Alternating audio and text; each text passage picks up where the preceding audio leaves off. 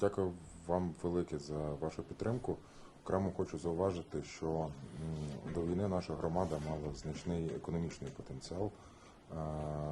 Ми були самоврядною громадою на самозабезпеченні, ба більше наша громада віддавала державному бюджету в порядку реверсу більше 60 мільйонів гривень.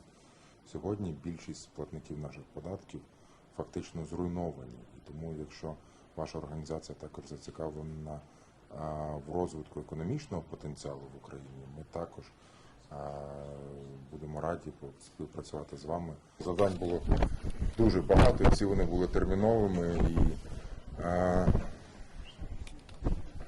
в такому режимі нам доводилося двічі на день просто збиратися, координувати дії водопровідників, ДСНС, дії ДТЕК, енергетичної компанії, дії відновлення з газу, дії саперів тих самих, поліції і так далі.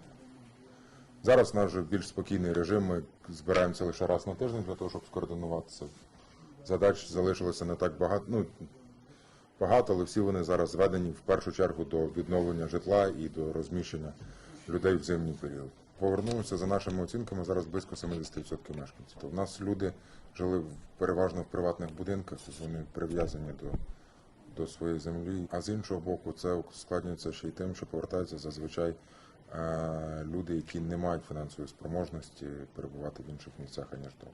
В першу чергу ми хочемо дуже подякувати те, що ви з нами сьогодні сюди приїхали. Ми з вами попередньо говорили, і після першої поїздки ми дуже сподіваємося на те, що саме в першу чергу ці Київська область, де найбільш пошкоджені міста, вийдуть турецькі будівельники, будівельні фірми взагалі.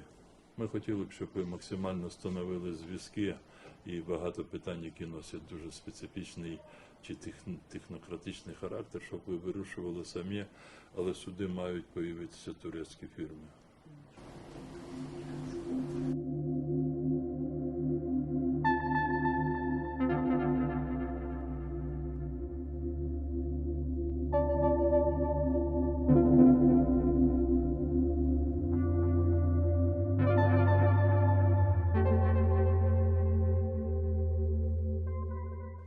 Başkanıyla görüştük. İşte bu ilçenin ihtiyaçlarını görüştük. Neler yapabiliriz? Ми зустрілися з головою військової адміністрації Гостомеля, розпитали про потреби його мешканців, розповіли, чим ми можемо допомогти. Найбільше людям потрібна гуманітарна допомога.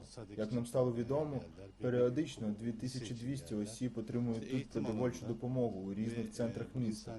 В Гостомелі також є необхідність у відновленні дитячого садка та місцевої школи.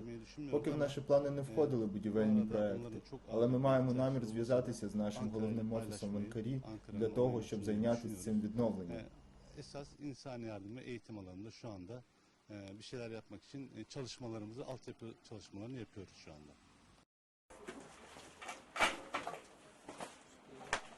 Здесь, да? Нет, это тяжелая.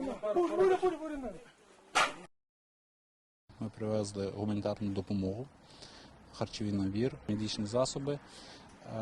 Ще у нас дитяче, це памперси. Немає роботи, але люди повертаються, тому що це їх земля, це їх будинки.